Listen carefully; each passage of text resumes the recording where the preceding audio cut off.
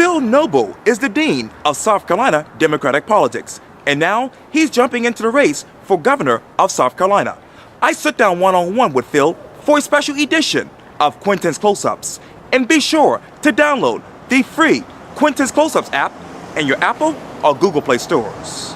How did we get here with corruption in Colombia?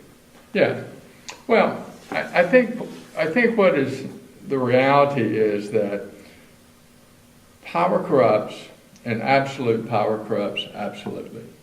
And when the Democrats were in power and had absolute power, it was relatively corrupt. Now we've just flipped the switch and we've got Republicans in charge. Totally in charge. They have all the power, and power is corrupted absolutely. And I'm under no illusions that if, Democrats took over again 20 years later, Democrats may be just as corrupt as Republicans are. But it's the system that feeds into the corruption that everybody has to exist in. And, there are plenty of good and decent people in both parties, House and Senate, Democrat and Republican, black and white. Right. And there are plenty of people up there who go and make the tough decisions and do the right thing. But that system has become so corrupted that it has infected everything. And the reality is, change, real change, always comes from the outside. It never comes from the inside. Real change always comes from the bottom up and from the outside in. And that's what we need in Colombia. And you talk about the utility situation, obviously, with Santee Cooper and SCANA. You said this on your Twitter page. You said this: McMaster inspired Santee Cooper Chairman Leighton Lord. But I say it's too little, too late. It is too little, too late in some people's minds. But how could you lead with that as far as stopping this in its tracks? Day one that I'm governor, I'll fire the whole board of Santee Cooper. 100% gone. Out of here. They sat and supported it, voted for it, enabled it to happen. They'll all be gone. Okay. All of them. And I think the same thing applies to South Carolina Electric and Gas. You got a table with 6 guys sitting around the table, the president sitting up at the top, everybody else goes along with it. They run him off, and then the next guy moves right up. Well, he was sitting there the whole time they made these decisions. It's the same people. It's the same group. And I think we need to get rid of the whole board and the senior management of South Carolina Electric and Gas as well. I mean, out of here. I mean, these guys, and it's virtually all guys, are essentially stealing $9 billion from the people of South Carolina. $9 billion. Our whole state budget's only $8 billion. Right. And when I say stealing, they pass the law. So if you make a law that says stealing is legal, then it's legal, but it's still stealing. And that's essentially what they've done, either through increased utility rates, or we're going to pay for them through higher taxes, or God knows how we're going to end up getting out of this financial mess. But the people who made the mess can't be relied on to clean it up. People with dirty hands are not going to clean up a dirty mess. That's the problem we got in this state. Wow. Well, I want to go back because, I did my research on you, obviously, and you are the godfather of opposition research, from what I understand. That was like 4 lifetimes. I did. I used to, back in the 70s. Yeah. And I'll tell you how that came about. It was, I became so frustrated with politicians saying, well, this is what I believe, and this is what I'm going to do. And then you start doing a little research on their record, and you go, wait a minute, that ain't what he's done. That's not what he said. It's the hypocrisy of politics that just infuriated me and led me to start a research firm. And I got out of it relatively quickly, in the sense that campaigns become so mean and nasty and brutal, and they were just it was about petty things and not important things. And so, I got out of that business relatively soon. But yeah, I was the first guy to start a research consulting firm back in 1979, and did that for a few years, and then got out of that. Yeah. Wow. Okay, let me go to this question. If someone was to do an opposition research on you, what would they find about you, the person? I don't.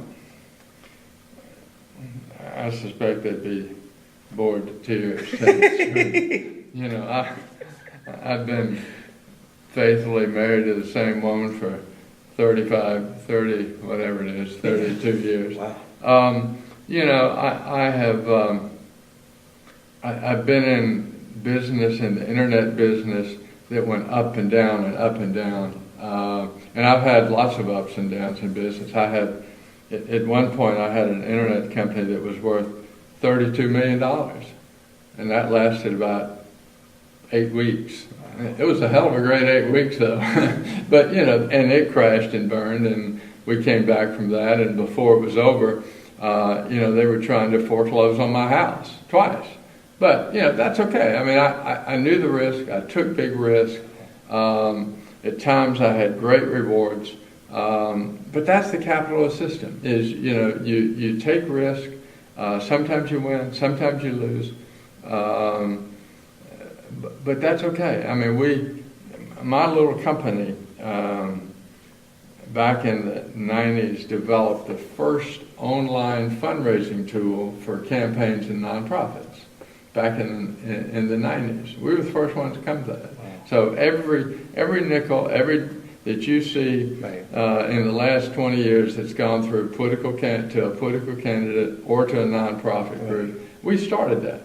Well, we didn't know what we were doing. We were naive, and this little company with billions of dollars came screaming out of Silicon Valley named PayPal. Right. And they we weren't even a speed bump. They just decimated us. Wow. But that's okay. I mean, again, that's the capitalist system. You take your chances. You assume the risk. And I was talking to this particular person who actually worked under you, kind of like a mentor and whatnot. The person said that you actually helped elected heads of states in Europe in at least 20 countries. I'm not sure it was 20, but it was a lot. I did after I quit doing campaigns in this country. I had gone to school overseas, to graduate school overseas when I was a kid. And I was always fascinated by the world around me. I was just a small town kid in the rural South that got dropped into the middle of, Cambridge University in England, the greatest university in the world. I couldn't even figure out how to check out a book. Literally. I literally couldn't. But I was fascinated by the world and what was beyond, it was just seeing things I'd never even imagined. And so when I quit doing campaigns in the United States, I had some skills and knowledge and understood how politics worked a little bit. And somebody asked me to come over and work in a campaign in Sweden, and we did, and we had a huge success.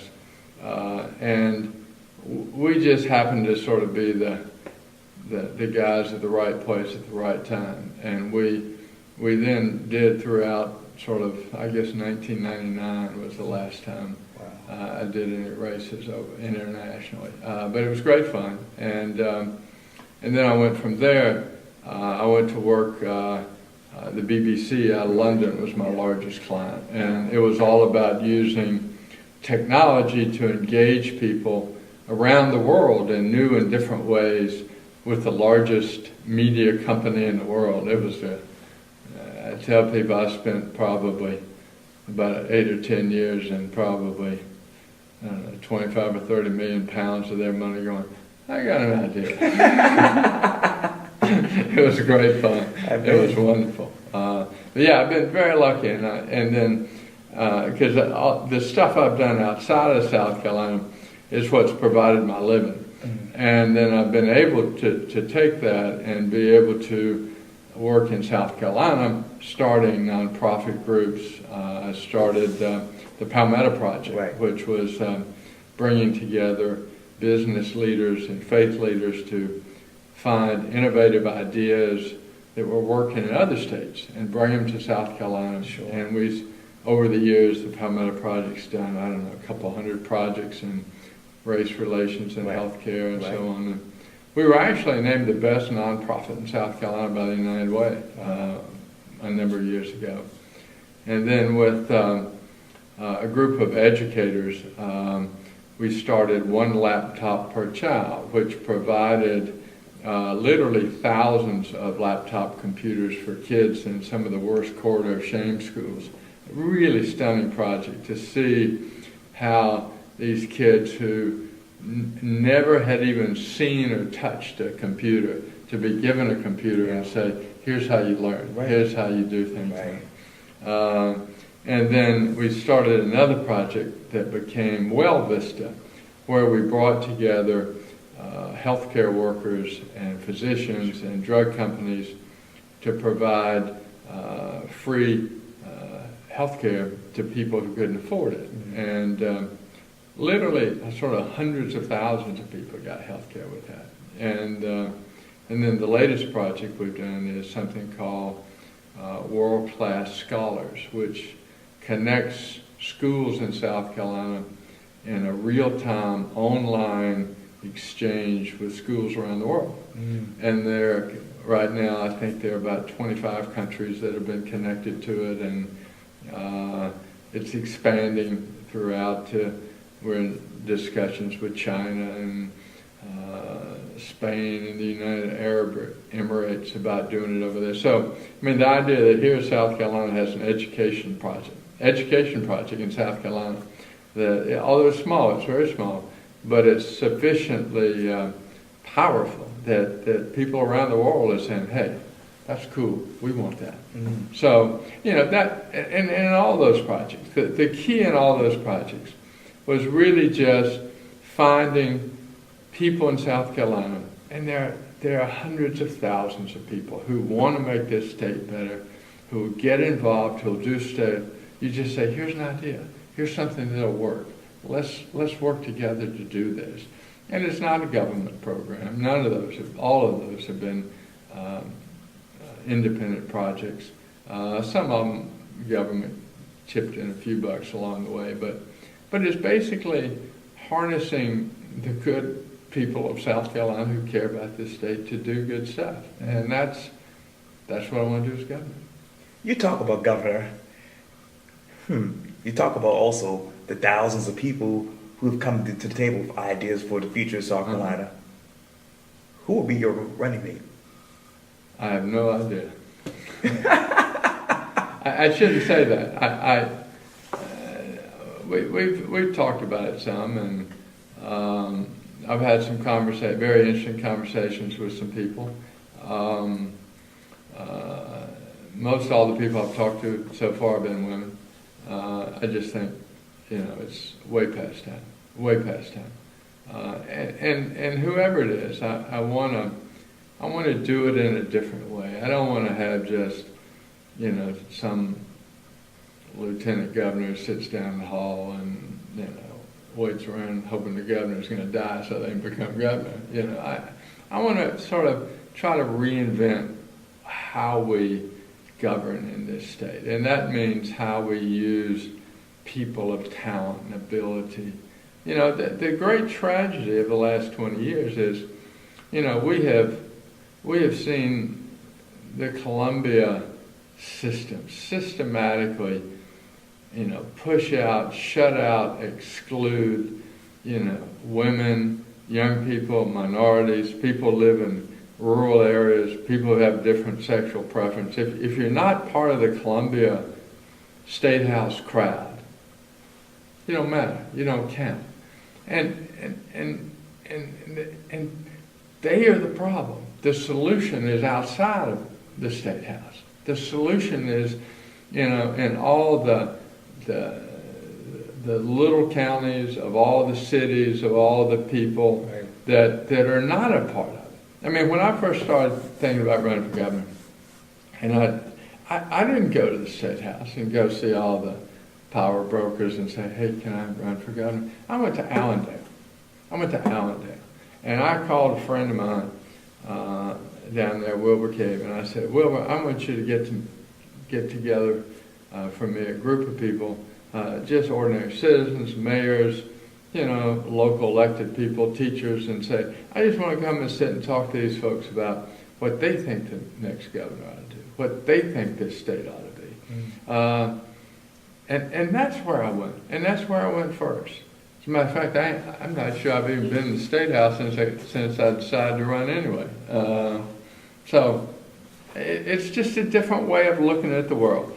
If you like what's happening in the State House, if you like the way it's working, if you think it's okay for South Carolina to be 50th in education, fine. Vote for any of those folks.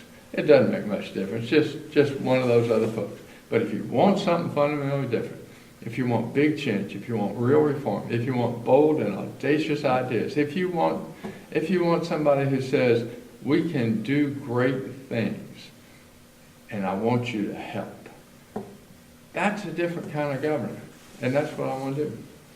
We know that you love politics, and the question I wanted to ask earlier is, who is Phil Noble the person?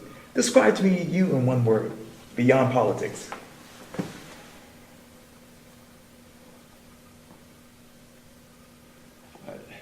One word. I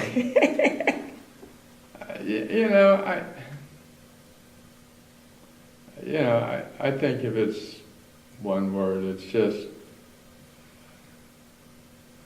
not one word, but I am who I am. I don't, my wife says I'm not as much fun as I used to be after 40 years. But I am who I am. I mean, I don't, I'm not running because I want to start a political career at my age. It's just, I love this state. And, my family is an upstate family going back 7 generations. And, I'm running for governor because I love this state. And it pains me every day to see what's happening. And I want to try to fix it. And it's that simple. Gubernatorial candidate Phil Noble, thank you so much for your time. I really appreciate this. Thank you. I enjoyed it. Likewise.